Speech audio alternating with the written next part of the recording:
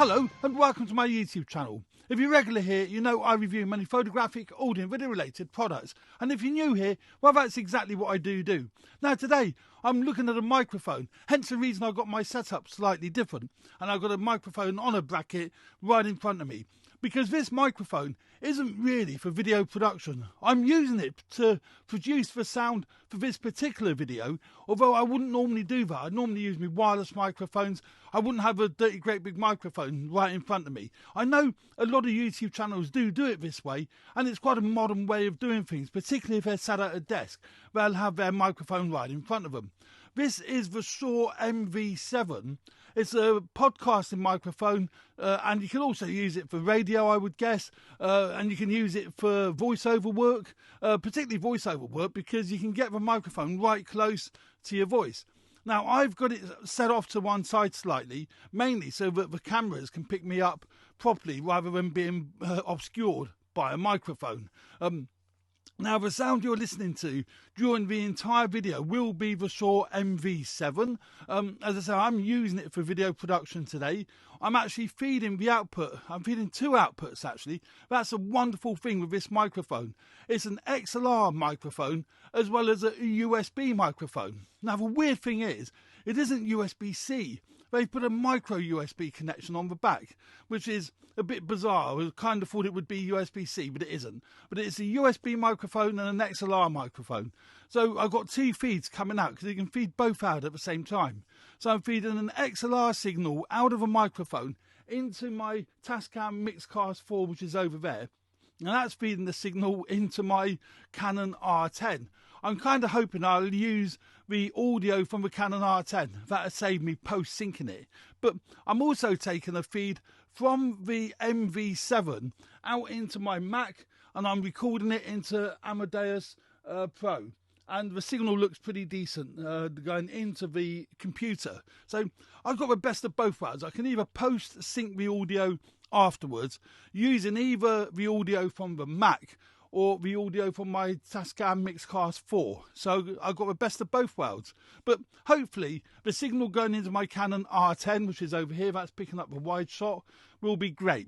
Now, these microphones are great value for money, and they really are great for podcasting if you are into podcasting. So that's why I'm doing this review, because I do some podcasting. I actually haven't done a podcast for a long time, so I should probably use this video to go up on my podcast channel, which is the Tech Review Show. I'll leave a link in the description below if you want to take a listen to that. I guess with these sort of audio or these sort of microphones, you want to listen to it with headphones on. I don't tend to do that, so maybe I should do when I edit it. I don't know yet how I'm going to edit it. But yeah, this is the great value for money XLR and USB dynamic microphone. It doesn't require phantom power, but it does require quite a bit of power. So I've had to boost the signal quite high on my Tascam Mixcast 4 to, for the preamps in this microphone to actually give me a good strong signal. I've also had to do that with my Mac. I've had to boost the level up on the Mac input to be able to, get a decent sound. Now, this microphone does have a row of LEDs on the top here, so I can see that the audio is going quite nicely, and that's quite pretty to look at. And it's an odd design. I'm going to go through why I think it's an odd design, not one of my favourite designs, to be honest. I like the LEDs, the design of that, and that's working great. So when they're flashing green, that shows the mic input. That's showing you the mic input level. But you can also adjust the headphone level, because this particular microphone has got a headphone jack. And that is great, so you can plug in conventional 3.5mm jack headphones into it to monitor the audio. But you can adjust the audio level, you can adjust the headphone level on the microphone. There's a little button on the top here, and that will adjust the microphone level, and it goes amber. So it's either amber for headphone level or green for microphone level, and that is really, really good. And it's also got a mute button. Well, it's not a button, it's all touch screen, so it's touch sensitive. So you touch it and then you can mute this actual sound. Now, I'm not going to do any of that at this moment because I don't want to mute the sound for obvious reasons. I'm doing this video so you can actually hear what the sound quality of this microphone is like.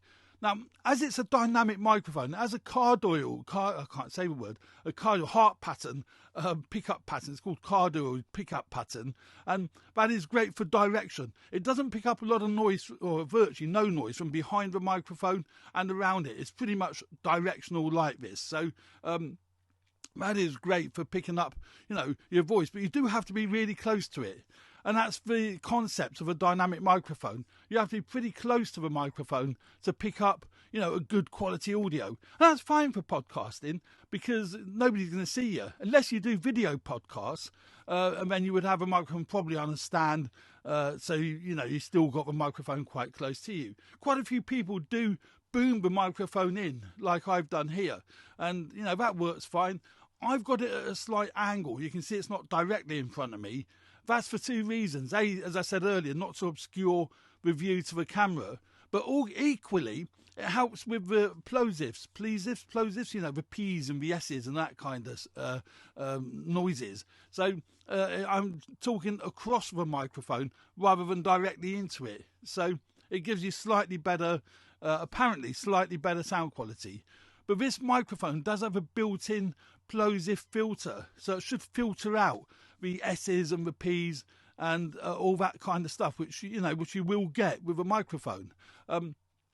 So yeah, that is the Shure MV. I just wondered why my screen went off on the camera, but it is still recording though. How bizarre. But yeah, that is the Shure MV7. Now with the USB out is really good because you can feed it straight into your Mac, your PC. You can't feed it into like an iPad. It's not compatible with an iPad for some reason, but it is, obviously your desktop computer, your laptop, whatever. And Shure do supply software that will enable you to adjust the gain, adjust various parameters of the microphone. And you can see it here. It's what's it called? Shure Plus MOT4. I think it's a 4.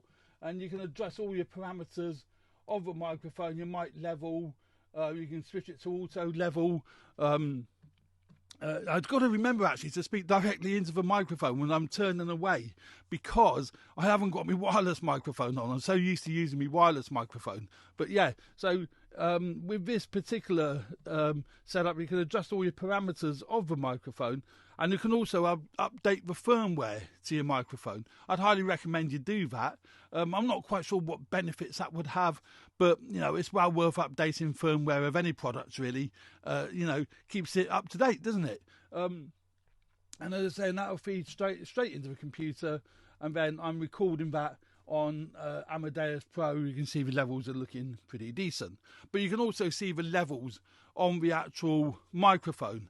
Now, what I don't like about this microphone, the audio quality is great, so I love the audio quality, and I think everyone knows Shure are a fantastic manufacturer. They've been manufacturing audio equipment for a long time, and their audio products are first class. And some of them are really great value. Now, this display on the top here, I say on the top because when the microphone arrived, this microphone was in this bracket. It comes with this bracket, but this microphone was the other way round. And when I've mounted it like this, I couldn't see the display or adjust the buttons because it was underneath. So I thought, okay, I'll remount it the other way. But now I've mounted it the other way, I can see the display fine.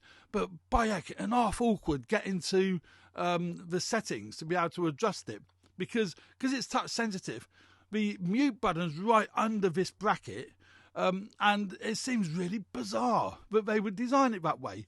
Now, I know the microphone was originally designed to be in it, created the other way, but then I wouldn't have been able to see it either. So I'm not, that to me doesn't work for me.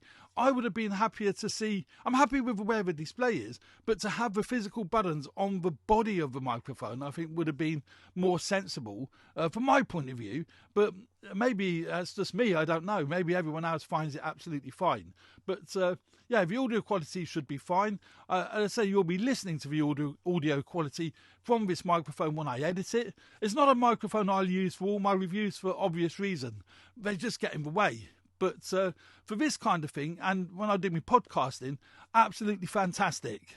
when you use headphones to monitor your sound, you can either do a mix, so you're listening to the live feed or you're listening to your recorded feed if you plugged it into your computer, or you can set it to live feed, which is what I would do so I don't get an echo, or you can set it to your recorded feed. So a lot of flexibility there with how you monitor the sound using the Shure MV7. This microphone is capable of really good sound quality, 48Hz at 24-bit, so you'll have no problem with high quality audio if you use this microphone for your podcasting, radio, voiceover work, or whatever you want to use it for. And as I said earlier, you can use it for video podcasting, but I wouldn't have it set up like this. I don't think I would. I need to see what the aesthetic looks like when I come to edit it. It might look alright actually. I'm looking at the monitor on my Atomos Ninja 5 from a close-up shot, and that's looking quite nice actually. I quite like that. So, you know, maybe it is something that one could use. Maybe it's the modern way of doing YouTube videos in the studio. I'd be interested to hear what you guys and girls think of whether you like the look of this and the sound quality. Maybe this is a better way to work. I don't know. Bit awkward for me, but maybe this is the way to go.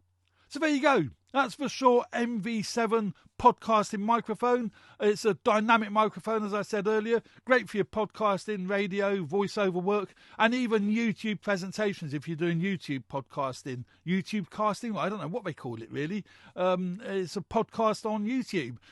But yeah, so there we go. Thanks very much for watching. I hope you enjoyed my channel. Please subscribe if you haven't already done so, and hit the like button if you like the content of this video. Really, really would appreciate that. And please leave any comments as to what you think about the sound quality and whether you like the look of me presenting videos, you know, with a microphone to one side like this. I'd just be interested to know. So thanks very much for watching. Cheers for now. Bye.